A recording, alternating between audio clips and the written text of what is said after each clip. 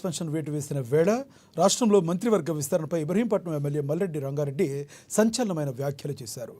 త్వరలోనే మంత్రివర్గ విస్తరణ ఉండబోతుందని కమెంట్స్ చేశారు ఆయన.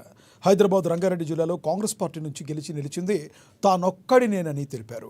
ఈ నేపథ్యంలో రాష్ట్ర అధిష్టానంతో పాటు ఏఐసీసీ పెద్దలు కూడా మంత్రివర్గ విస్తరణ విషయంలో ప్రాధాన్యతను ఇస్తారని ఆయన ఆశాభావాన్ని వ్యక్తం చేశారు. ఒకవేళ సామాజిక సమీకరణాల వల్ల అది సాధ్యపడకపోతే వేరే వాళ్లను తానే స్వయంగా దగ్గరుండి గెలిపించామన్నా దగ్గరుండి గెలిపిస్తామని అధిష్టానానికి విన్నవించానని తెలిపారు.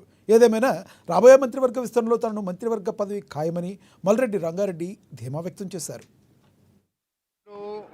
ఈ రాష్ట్రంలో ఎప్పుడు మంత్రివర్గం విస్తరించినా మా ముఖ్యమంత్రి గారు అధిష్టాన వర్గము తీసుకున్న నిర్ణయము ప్రకారంగా మంత్రివర్గ విస్తరణ ఉంటుంది. వాళ్ళకు తప్పకుండా తెలుసు. హైదరాబాద్ రంగారెడ్డి జిల్లాలో 44% ప్రజలున్నారు. ఈ రాష్ట్రంలో సగభాగం ఉన్న హైదరాబాద్ రంగారెడ్డిలో గతంలో 6 మంది ఉన్నారు.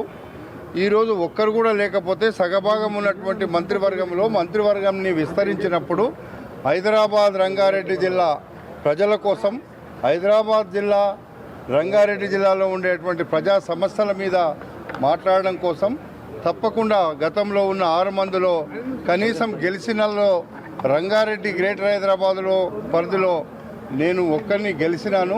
కాబట్టి తప్పకుండా నాకు మంత్రివర్గంలో ప్రాధాన్యత ఇస్తుంది మా అధిష్టాన వర్గం అని మాత్రం చెప్పిన.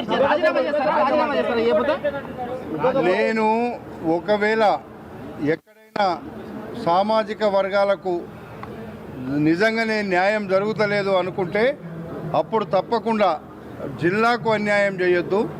2 జిల్లాలు ఉన్నాయి. 2 జిల్లాలలో ఒక్కడనే ఉన్నాను కాబట్టి ఒకవేళ అవసరమైతే సామాజిక సమీకరణలు కుదరకపోతే నేనే మీరు ఎవరిని గెలిపిమంటే అధిష్టాన వర్గం ఎవరిని గెలిపిమంటే